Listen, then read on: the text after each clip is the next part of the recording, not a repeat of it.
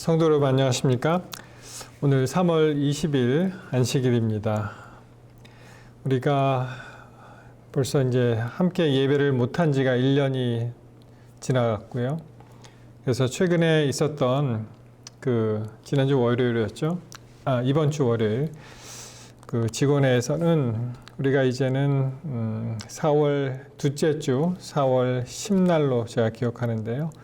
4월 10일에 이제 서서히 좀 교회를 열 그럴 생각입니다. 그래서 우리 성도님들 백신도 맞으신 분도 많이 계시고 그렇기 때문에 혹시 괜찮고 편안하게 생각하셔서 오실 수 있으면은 4월 10일 안식일에 이제 우리가 예배를 처음으로 이제 1년 만에 대면 예배를 그렇게 하도록 하겠습니다.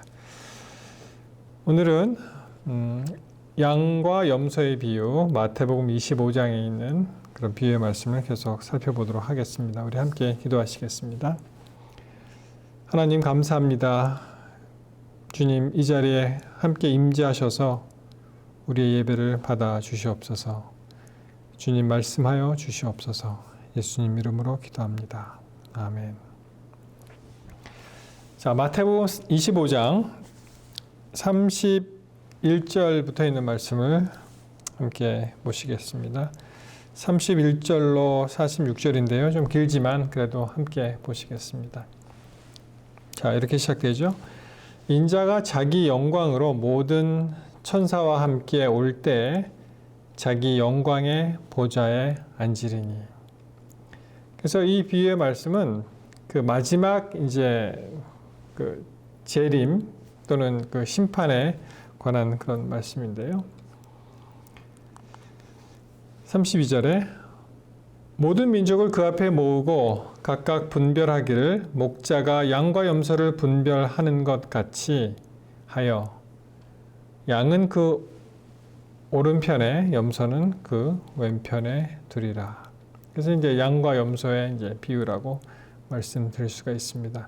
우리 교회에서는 우리 가운데 양씨성을 가지신 분이 아마 안 계시죠? 전에 어떤 교회를 가니까 자기 성이 양이에요. 그래서 나는 염소가 아니다, 양이다. 그래서 굉장히 그야말로 의기양양하게 그렇게 말씀하시는 분을 보았습니다. 자, 계속 보시겠습니다. 34절 그때 임금이 그 오른편에 있는 자들에게 이르시되 내 아버지께 복받을 자들이여 나와 창세로부터 너희를 위하여 예비된 나라를 상속하라. 예, 오른쪽에 있는 양 굉장히 복된 소식이 들렸고요. 그 이유가 이렇습니다. 35절 내가 줄일 때 너희가 먹을 것을 주었고 목마를 때 마시게 하였고 나그네 되었을 때 영접하였고 벗었을 때 옷을 입혔고 병들었을 때 돌아보았고 옥에 갇혔을 때 와서 보았느니라. 이에 의인들이 대답하여 가로되 주여 우리가 어느 때 주의 줄이신 것을 보고 공궤하였으며 목마르신 것을 보고 마시게 하였나이까. 어느 때 나그네 되신 것을 보고 영접하였으며 벗으신 것을 보고 옷 입혔나이까. 어느 때 병드신 것이나 옥에 갇히신 것을 보고 가서 배웠나이까 하리니. 여러분 사실 이렇게 선한 일을 하는 사람들은 어떠한 대가나 보상을 바라고 하지 않기 때문에 자기가 좋은 일을 하고 싹 잊어버리는 경우가 참 많이 있습니다. 그렇지 않습니까? 그래서 이렇게 선한 일을 한 사람들이 의인들이 그것을 기억을 못합니다.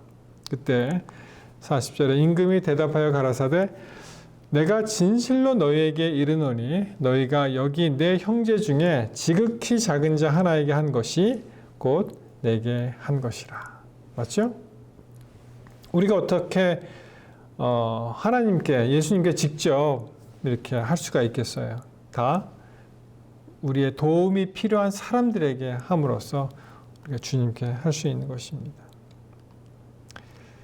자, 41절에 보면은 왼편에 있는 자들에게 그대로 이제 반복이 되죠. 이 패턴이 그대로 반복이 됩니다. 또 왼편에 있는 자들에게 이르시되 저주를 받은 자들아 나를 떠나 마귀와 그 사자들을 위하여 예비된 영영한 불에 들어가라. 자, 똑같은 방법이 반복됩니다. 내가 줄일 때 너희가 먹을 것을 주지 아니하였고 목마를 때 마시게 하지 아니하였고 나그네 되었을 때 영접하지 아니하였고 벗었을 때에도 옷을 입히지 아니하였고 병들었을 때와 옥에 갇혔을 때 돌아보지 아니하였느니라 하시니. 무슨 말입니까? 가장 우리의 도움이 필요할 때, 그렇죠? 그리고 가장 지극히 작은 자, 가장 절실히 도움이 필요할 때 돌아보지 않았고, 저희도 대답하여 가로되 주여 우리가 어느 때 주의 줄이신 것이나 목마르신 것이나 나그네 되신 것이나 벗으신 것이나 병드신 것이나 옥에 갇히신 것을 보고 공양치 아니하더이까.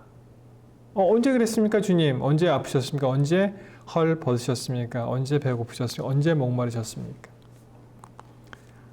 그때 이렇게 말씀하시죠. 이에 임금이 대답하여 가라사대 내가 진실로 너희에게 이르노니 이 지극히 작은 자 하나에게 하지 아니한 것이 곧 내게 하지 아니한 것이니라 하시리니 저희는 영벌에 의인은 영생에 들어가리라 하시니라. 네. 참 우리가 많이 접했던 누구나 다 안다고 생각하는 이런 양과 염소의 비유입니다. 그래서 오른편에 있는 양들은 복받은 사람들이었고 또 왼편에 있는 염소 참 영멸에 들어가는 그런 사람들이었습니다. 자, 이 성경에 보시면 이렇게 의인과 악인, 양과 염소와 같이 이렇게 굉장히 분리되는 것을 볼 수가 있습니다. 특별히 우리 재림 신앙은 예를 들어서 이제 각 시대 대쟁투 뭐 그런 개념이 있지 않습니까? 그래서 굉장히 이렇게 구별하는 것을 뭐 좋아합니다. 익숙해합니다. 그런데 사실 이 구별은 창세기 때부터 시작이 되었습니다. 우리가 이 창세기에 있는 말씀을 보시면 창세기 1장에 보시면 어떻게 됩니까? 1장 4절에 그 빛이 하나님 보시기에 좋았더라. 빛과 어둠을 나누사. 그래서 빛과 어둠이 이제 구별된 것을 알 수가 있고요. 그리고 물과 궁창과 물이 또 구별된 것을 알 수 있습니다. 6절에 하나님이 가라사대 물 가운데 궁창이 있어 물과 물로 나뉘게 하시고 구별되었습니다. 물도 위에 있는 물과 이제 아래에 있는 물, 그 사이 이제 궁창이 있게 되는 것이죠. 그 다음에 계속해서 10절에 보시면 하나님이 묻을 땅이라 칭하시고 모인 물을 바다라 칭하시니라. 하나님이 보시기에 좋았더라. 잠깐 죄송합니다.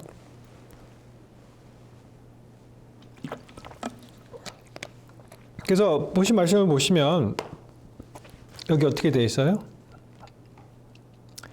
물과 묻이 이제 나눠지는 구별되는 그런 일이 여기 있습니다. 그래서 묻을 땅이라 칭하시고 물은 바다라고 이제 칭하셨습니다. 그래서 제가 이름하여 이것이 이제 구별의 신학이다. 그렇게 한번 생각을 해보게 되었습니다. 오늘 본문의 말씀과 같이 이제 양과 염소가 서로 구별되었죠. 그리고 성경에 나오는 여러 가지 사상과 이야기 속에서 보시면 뭐 곡식과 가라지 이야기가 있죠. 뭐 의인과 악인, 그리고 결국은 이제 구원과 멸망. 하나님이냐 아니면은 잡신이냐, 누구를 경배할 것이냐. 다 이렇게 구별되는 그런 구별의 신학이다. 이렇게 말씀드릴 수가 있겠습니다. 그래서 이 구별의 신학, 그 중에 무엇을 선택할 것인가? 그래서 이제 선택의 신학이라는 말이 나오게 되죠. 여호수아 24장 15절에 보시면 여호수아가 이제 세상을 떠날 즈음에 이스라엘 백성에게 단단히 신신당부합니다. 자, 24장 15절.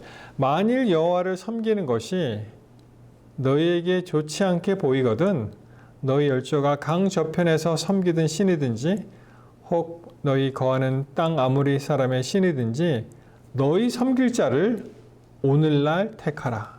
오직 나와 내 집은 여호와를 섬기겠노라.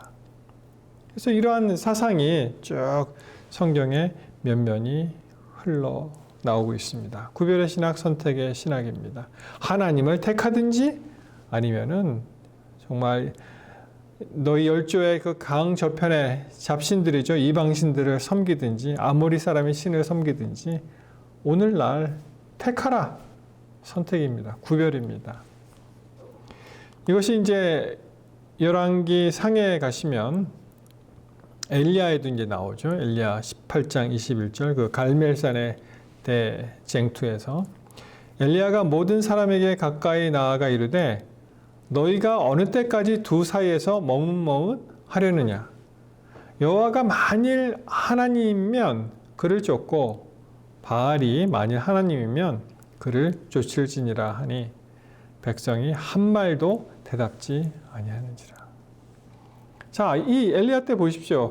하나님이 참신이면 정말 하나님이 하나님이시면 그를 택하고 그를 위해 서고 아니면 바알이 정말 너희들이 생각하는 참신이면 그를 택하라.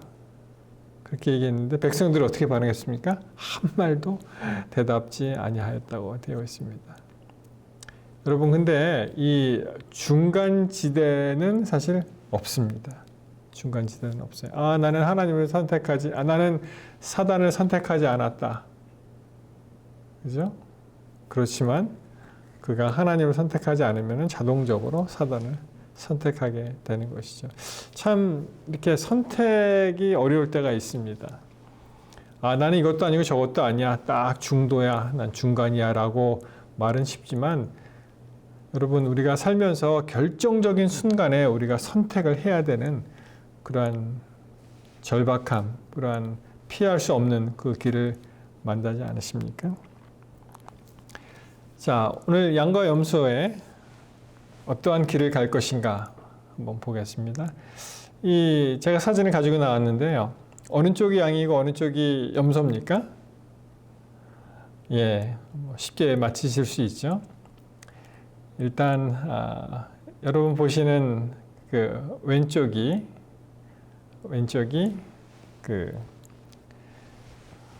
양이 되겠죠. 그리고 오른쪽은 염소입니다. 자, 이 양과 염소 어떻게 보니까 좀 비슷하게 생겼어요. 그렇죠? 그리고 어떻게 구별할지 한번 생각해 보도록 하겠습니다. 사실 양도 그 성경 그 분류상 그 ceremonially clean 그 정한 짐승으로 되어 있고요. 사실 염소도 마찬가지입니다. 되새김질하고 이제 굽이 갈라져 있기 때문에. 근데 아주 그 양은 굉장히 좋은 그런 이미지가 있고 염소는 뭐 아사셀 뭐 이렇게 해서 굉장히 좀 안 좋은 그런 이미지가 있죠. 뭐 양과 염소의 구별도 이제 마찬가지입니다. 특별히 양은요, 뭐 정리하면 이렇습니다. 죄송합니다. 정리하면 이렇습니다. 양은 질병에 걸리는 일이 이제 적고요.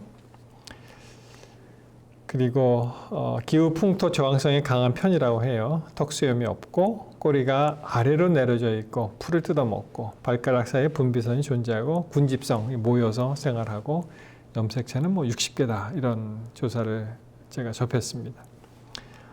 염소의 특징은 이제 턱수염이 있다는 거예요. 턱수염. 양이 없는 턱수염이 있고 꼬리가 짧고 이렇게 위로 세워졌거나 이렇게 수평으로 되어 있고 양은 이제 밑으로 내려가고요. 그리고 이제 풀보다는 나뭇잎 이런 거를 좋아한대요. 제가 어렸을 때 그 염소 동물원에서 이렇게 종이를 이렇게 주니까 막 종이를 먹더라고요. 얼마나 신기한지 어떻게 종이를 먹을 수가 있느냐. 그리고 이제 다른 조사 연구 결과를 보면은 이 양은 그레이징 이렇게 풀을 뜯어 먹는 그런 동물이고 염소는 떨어져 있는 나뭇잎이나 뭐 풀이나 이런 거를 그냥 이렇게 먹는다고 해요. 그래서 아마 그 풀 속에 있는 어떤 기생충이나 이런 것에 양은 조금 이렇게 강한 내성이 있는 것 같습니다. 그리고 목이 길고 머리가 높게 위치한대요, 염소가. 이 양은 목이 짧고 아까 그 그림에서 보셨듯이 이제 목이 짧고 이 염소는 이제 목이 좀 길고, 그리고 뭐 양도 이제 뿔이 있는 양이 있긴 하지만 이제 대부분은 이제 염소가 뿔이 있죠.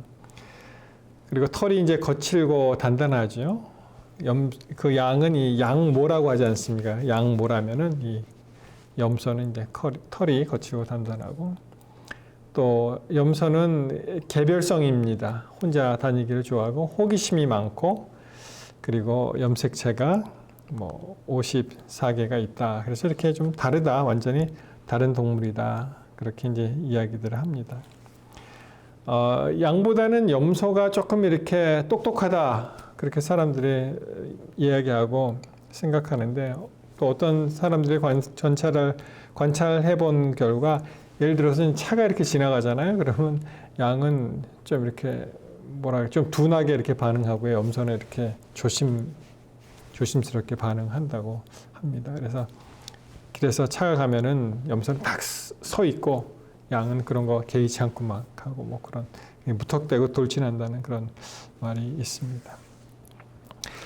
자, 여기서 이제 양과 염소로 이제 이렇게 비유했는데요. 사실 맞습니다. 여기 보시면은 참 좋은 그러한 그 말씀이 있죠. 보면은 어떻게 했습니까? 35절 다시 보시면, 내가 줄일 때 너희가 먹을 것을 주었고, 목마를 때 마시게 하였고, 나그네 되었을 때 영접하였고, 벗었을 때 옷을 입혔고, 병들었을 때 돌아보았고, 옥에 갇혔을 때 와서 보았다.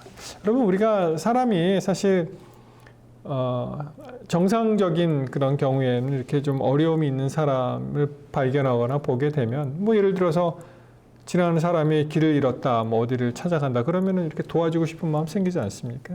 그렇죠? 우리가 그런 좋은 그런 마음이 있습니다. 며칠 전에 나왔던 그런 보도였죠. 그 제인 맥도널드 크라운이라는 그 여성이 있었는데요. 이분이 그 1993년 11월 14일에 그 텍사스에서 그 사라졌습니다. 미싱. 뭐 자녀도 둘이 있었고, 뭐 형제가 많더라고요. 뭐 남자 형제가 넷인가, 뭐 여자 형제 둘, 그래서 굉장히 많은데 갑자기 사라졌습니다. 그래서 미싱. 그래서 이제 콜드 케이스가 됐어요. 이게 미제 사건은 이제 콜드 케이스라고 이야기를 하는데, 그런데 놀랍게도 최근에 멕시코에서 어떤 그 노숙자가, 홈리스죠. 노숙자가 영어를 굉장히 잘하는 거예요. 그래서 사실은 이분이 그 아브라함 곤잘레스라는 사람이, 이 노숙자가 그 같은 자리에, 뭐 약국 바로 앞이었나 봐요. 같은 자리에 한 3일 동안 이 거적을 뒤집어 쓰고 그렇게 있어서, 이 사람이 혹시 죽은 거 아니야, 이렇게 도와주려는 마음으로 이제 이야기를 하게 되는데, 바로 이 여인입니다. 근데 이제 이렇게 이야기를 나눠보니까 굉장히 유창하게 영어를 하는 거예요. 그러면서 자기가 내가 맥도널드 크론이다, 이렇게 얘기를 했다 그래요. 그래서 사람들이 이렇게 막 알아보고, 가족들하고, 정말 갑자기 사라진 사람이 죽지 않고 이렇게 돌아온다면 큰 뉴스니까. 그래서 이제 가족들한테 연락했더니, 가족들이 맨 처음에 이게 스캠이다, 그래서 이렇게 차갑게 했는데, 얘기 들어보고 좀 이렇게 관심을 가졌는데, 근데 사실 FBI에서는 이것을 컨펌하지 않았고요. 최근 다른 소식을 들어보니까 그 DNA 테스트를 했는데, 사실은 이 여인이 그 여인은 아니라고 이제 밝혀졌습니다. 다른 사람이죠. 제넬 로치라는 그 뉴욕 출신의 여성인데, 뭐 어떻게 보면 닮은 것 같기도 한데 뭐 안 닮은 것 같기도 하죠. 근데 아닌 것으로 이렇게 판명이 되었습니다. 참 아직도 그 미제 사건이 풀리지 않았는데요. 이렇게 사람이 어려움을 당하면은 우리가 도와주고 싶은 마음이 이제 생기죠. 여러분, 여기서 우리가 많은 경우에 이 양과 염소의 비유를 들으면서 나는 양이 되어야지, 이렇게 생각을 합니다. 근데 이것을 어떤 도덕적인 관점에서 오늘은 보지 말고요, 언약적인 관점에서 이제 새롭게 관찰을 해보면 좋을 것 같습니다. 이 언약에 관해서 하나님은 이제 우리 하나님은 언약의 하나님이신데, 창세기 15장에 이제 한 예를 한번 드려보도록 하겠습니다. 창세기 15장에 가시면 하나님께서 아브라함하고 이제 언약을 맺으시는 그런 장면이 여기 나오죠. 그 15장에 보시면 아브라함이 그 당시 이제 아브라함입니다. 아브라함이 이제 무자했습니다. 그래서 나의 상속자는 다메섹 엘리에셀이다 이렇게 이제 생각을 했는데 하나님께서 나타나셔서 어떻게 말씀하십니까? 아니다. 내가 씨를 아니 주셨으니 내 집에서 기르는 자가 나의 후사가 될 것이다. 그러니까 나의 자손이 너의 후사가 될 것이다. 그래서 이 후사의 약속을 이제 하죠.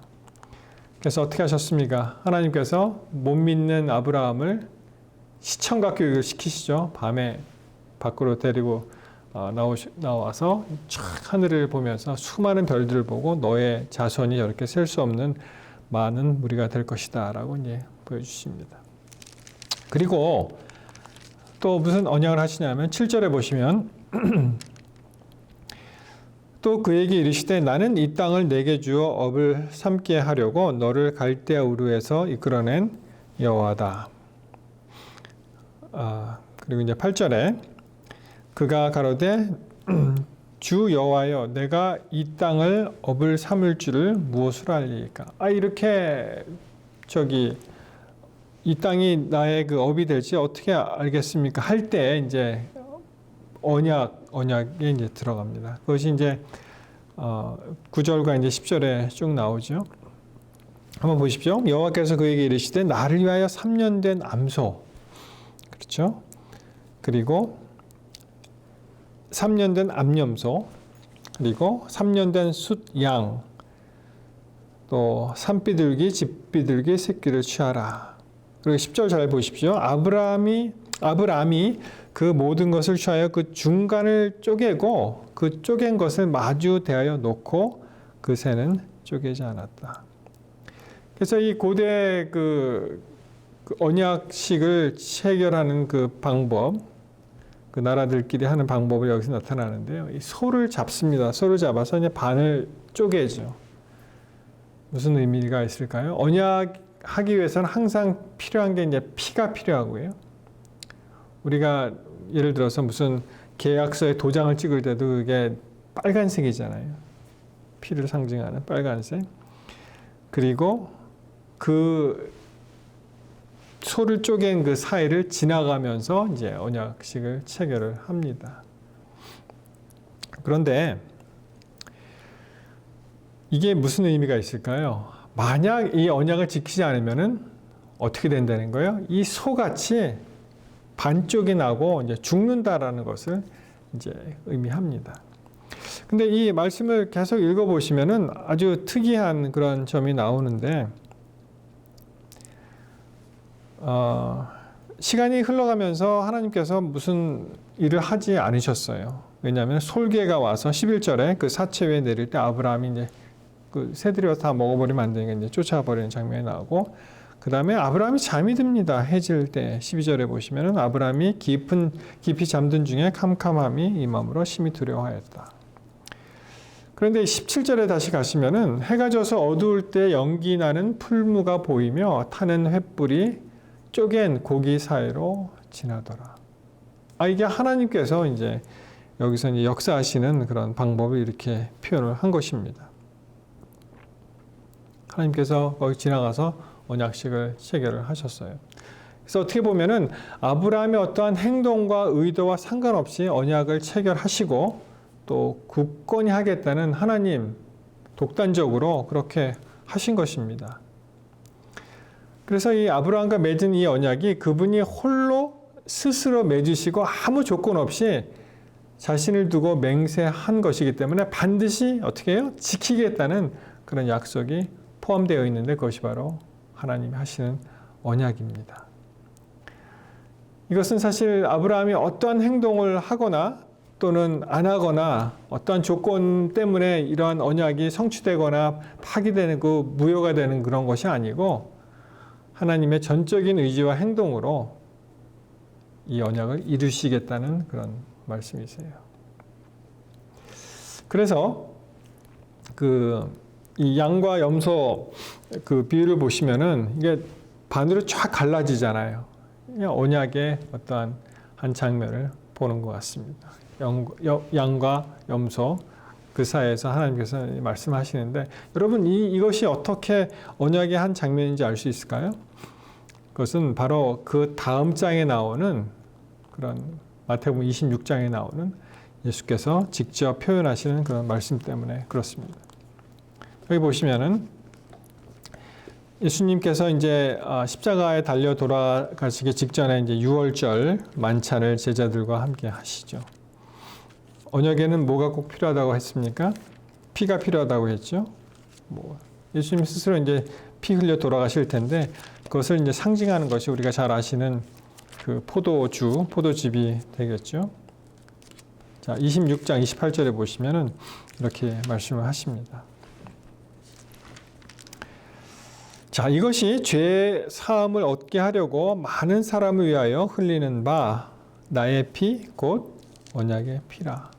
확실하게 언약을 하시면서 피로 인치신 그 예수님의 이 장면이 바로 이 25장 그 비유, 양과 염소의 비유를 끝나면서 그리고 26장에 들어와서 예수께서 반복하시는 그런 내용을 볼 때 이것은 단순한 어떠한 도덕적인 선행을 이렇게 추구하거나 그 인커리지하는 그런 내용이 아니라 하나님께서 직접 나서셔서 이 언약을 체결하시는구나 라는 것을 우리가 알 수 있습니다.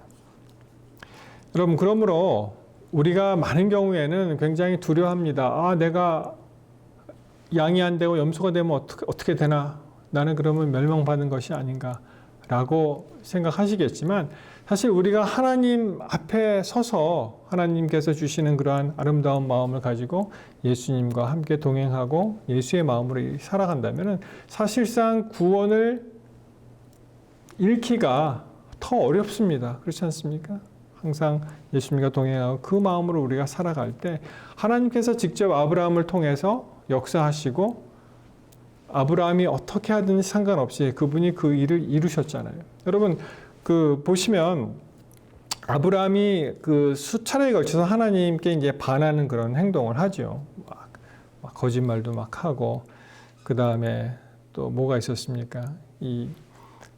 후사를 주시겠다고 말씀하셨는데 그가 기다리지 못하고 이제 그 종 하갈을 통해서 이제 자식을 얻고 했을 때 그런 여러 가지 언약이 도저히 이루어질 수 없는 그런 행동을 했지만 결국 끝까지 하나님께서는 그 언약을 체결하신 대로 이루시고 또 유지하시고 아브라함의 행동과 상관없이 그것을 이루신 것을 우리가 알 수가 있습니다. 그래서 우리의 약한 어떠한 마음, 아브라함과 같이 약한 그런 행동에도 불구하고 하나님은 어떻게 하셨어요? 변함없는 신실함으로 그렇죠. 아브라함을 돌보셨고 우리를 돌보실 거고 그리고 아브라함이 이삭을 번제로 바치는 그러한 믿음의 고백을 할 수 있는 그 자리에까지 하나님께서는 아브라함을 인도하셨습니다. 그렇기 때문에 하나님께서 약속하신 그 약속들을 그의 삶에서 주셨음을 우리가 알 수 있죠. 또 아브라함을 통해서 만민이 복을 받는 그런 축복의 통로로 만드셨습니다. 아브라함을 통해서 계속 이어지는 그 예수의 혈통을 따라서 그분이 또 언약을 굳게 하시고 언약의 피로 삼으셨기 때문에 사실상 우리는 더 이상 두려워하거나 어떠한 잘못하면 벌 주신다는 그런 이미지의 하나님으로부터 우리가 탈피해서 정말 우리 하나님은 그분의 약속에 신실하시고 또 그분이 이루시는 모든 일을 하신다는 것을 우리가 믿을 필요가 있습니다. 맞습니다. 하나님은 의도적으로 언약을 맺으셨고 그분이 맺으신 이 언약으로 그분의 일을 하시기 때문에 그분은 확실히 이 언약을 이루실 것입니다. 우리를 선택하시고 올바른 길로 인도하시는 우리 하나님께서 실수함이 없으시고 그 일을 이루실 줄 믿습니다. 우리 할 일은 정말 복음의 정신으로 우리가 전적으로 하나님을 받아들일 때 이러한 일이 가능할 것이라고 생각을 합니다. 여러분, 오늘 이 시간 하나님의 언약을 굳게 믿으시고요. 또 주께서 우리에게 예비하신 그 상속될 그 나라를 받게 되시기를 바라면서 말씀을 마치겠습니다. 기도하시겠습니다. 하늘아버지, 언약의 신실하신 주여, 우리를 위하여 피로 사신 언약을 감사합니다. 주께서 우리 마음속에 역사하셔서 우리 삶 가운데 예수님을 닮아가며 구주를 따라가는 우리의 아름다운 인생 되게 하옵소서. 그리스도 예수의 이름으로 간절히 비옵나이다. 아멘. God loves you and so do I. 하나님 여러분 사랑하십니다. 계속해서 오늘 복되고 행복한 안식일 되시기를 간절히 바라겠습니다.